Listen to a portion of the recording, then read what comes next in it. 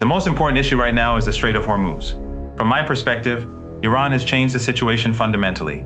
The strait is no longer something that can simply be treated as an ordinary international waterway, while the United States is simultaneously waging war against Iran and trying to impose its own conditions. Iran has made clear that it is in control of the strait, and that control is now one of its most important sources of leverage. The United States would like to present the situation as though it can decide who passes through the strait and under what conditions. But that is not the reality on the ground.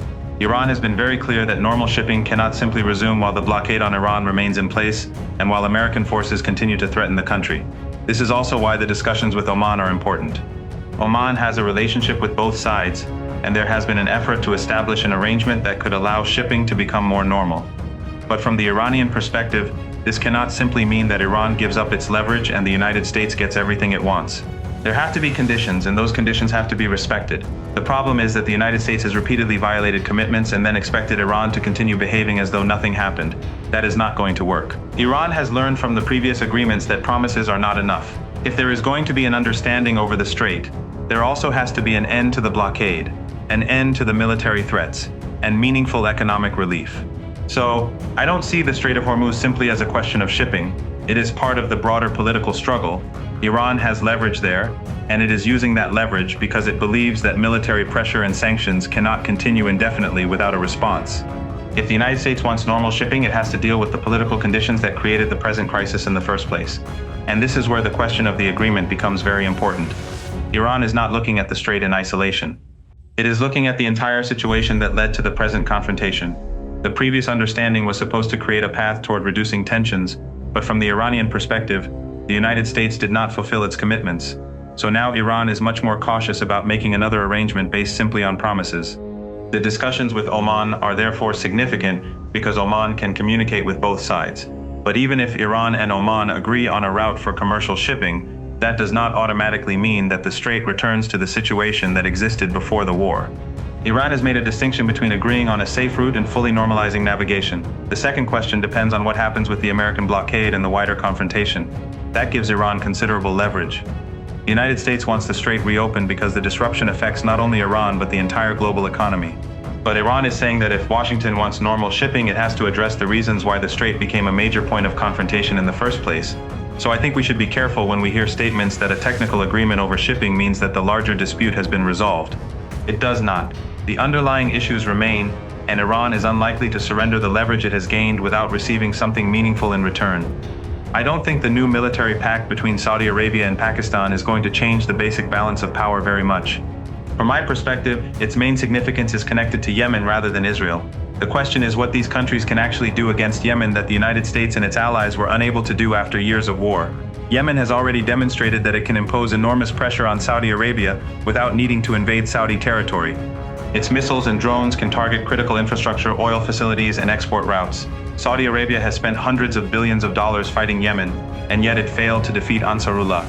Yemen is stronger today than it was at the beginning of that war, while Saudi Arabia has been weakened by the enormous costs. So I don't see a ground invasion of Yemen as a realistic solution. Yemen has already shown what it can do, and the people of these countries also know that Yemen stood up for Palestine while their governments did very little. There is a difference between governments and ordinary people, and we should not confuse the two. Saudi Arabia's rational choice would be to negotiate with Yemen and bring the war and the siege to an end. Yemen does not need to occupy Saudi territory to put pressure on Saudi Arabia. It can continue targeting the country's critical economic infrastructure, while Saudi Arabia is already under pressure from the disruption in the Persian Gulf and the Strait of Hormuz.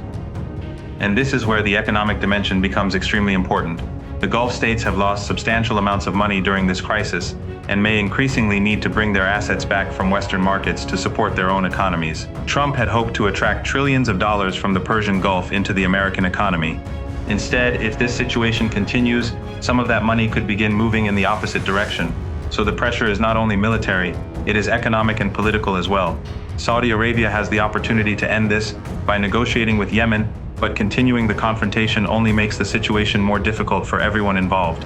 The same broader calculation applies to the relationship between Iran and Iraq. The United States has enormous leverage over Iraq because it controls access to Iraqi oil revenues and can use that financial system to pressure the Iraqi government.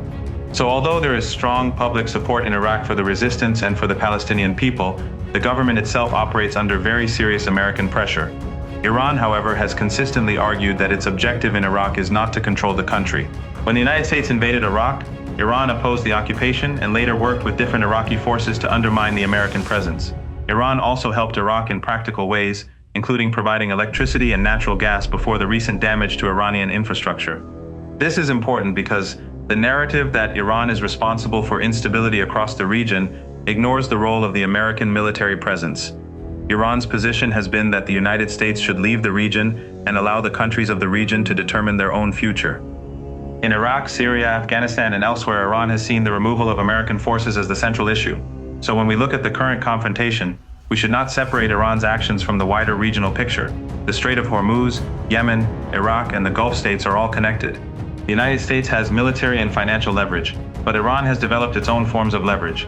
That is why I don't think this can be resolved simply through military pressure. The longer this continues, the more the United States risks discovering that the regional balance is not what it once was. The United States still has enormous leverage over Iraq because it controls Iraqi oil revenues. Iraqi oil money is held in American-controlled banks, and that gives Washington the ability to pressure the Iraqi government.